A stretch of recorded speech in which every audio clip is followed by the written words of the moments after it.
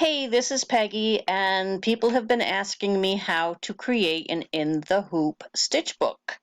So what I did, it looks kind of like this, and I want to emphasize I did this with the Epic machine, and you need to check your machine to make sure the stitches that I'm going to show you how to do are actually in your machine.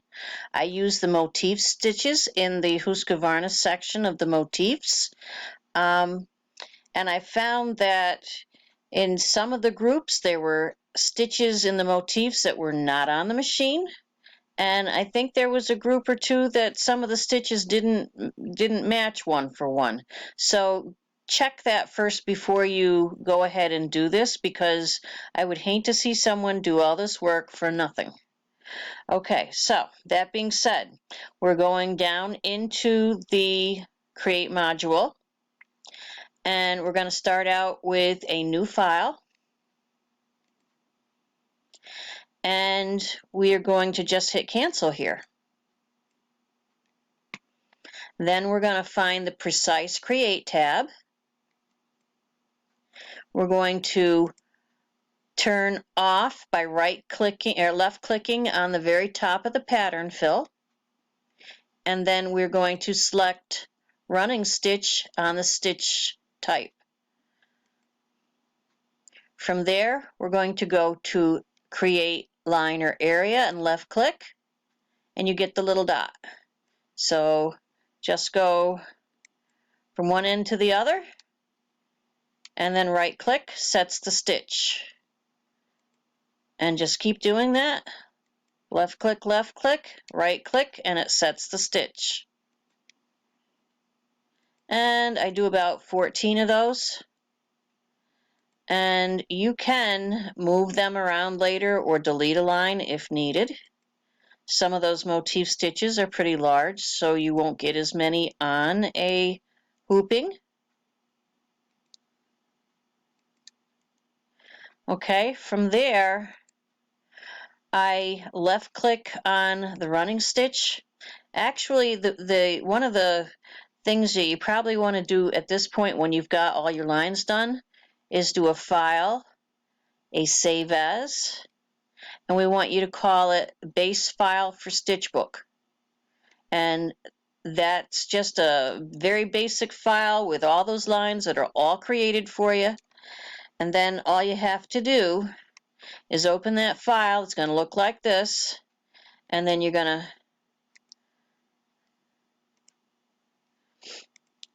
to click on the file, right click, and then right click again, and you're going to change it from a running stitch to a motif line. You're going to pick your group, which is Husqvarna-Viking for the Epic, and my example here is decorative stitches, so I'm going to choose group F and stitch 1, apply, and OK. There's the first stitch. Then I go and left click on the second, right click, change it to motif line, Husqvarna-Viking, decorative, second. Say OK. Left click, right click, and we are in decorative. Whoops. We're going to go to the next line. Left click, right click, motif line, Husqvarna-Viking, decorative, number 3, and so on and so forth until you have about 14 of those lines. When you've got those done, you're going to do a file export. You're not going to save it as a base file. You're going to save it, and I want to put this someplace else.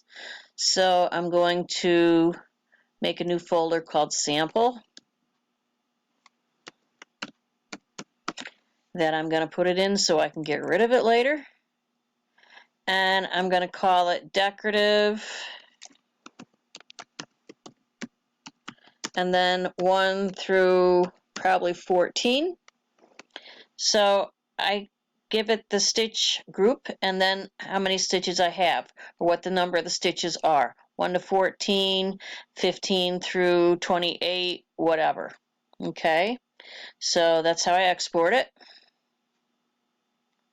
And then I open up the file.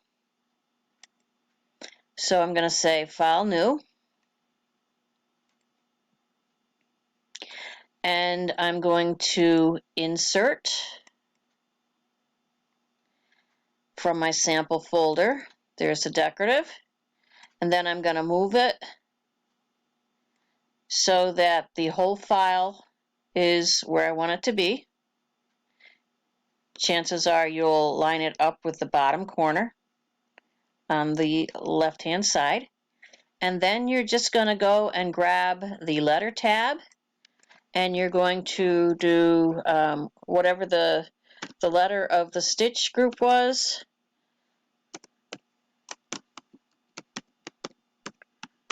Decorative, I think I used around a size 12 font, something like that. Moved it up there at the top. You can adjust that accordingly to adjust your text and not have to do it over and over. You just right click over that box and go to properties. Another thing I want to mention here is that there's such a thing as gap.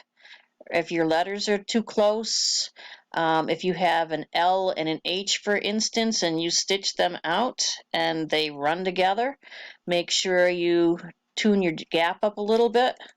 I usually do 4 or 5 to start out with to see how that affects things, and it spaces it out a little bit more for you. The other thing is that I number my stitches. So I'm going to click out of there, and I put a number 1, and it looks really small right now, so I'm just going to zoom in here, and I move that up into the number 1 position, and from there I just copy, Control C, Control V as in Victor, and move it down, right click, Properties, change it to a 2, Control C for copy, Control V for paste, Properties, 3, and so on and so forth. Now, another handy little hint. When you get doing these, if you hold the Control button down and select each one, you can then Control C and copy them as a whole unit, and then you can go ahead and place it on a whole new blank hoop, and there they are, and then you can change them accordingly. So you don't have to do it over and over and over again. So I hope that this has provided some inspiration for some of you, and that you'll go ahead and make your own stitch books using this format. It's really easy to do, and if you use the same color threads and whatnot, you can just basically hit the button and go watch a soap opera or play on the internet or something while the machine is stitching it out. Okay, thanks. Bye.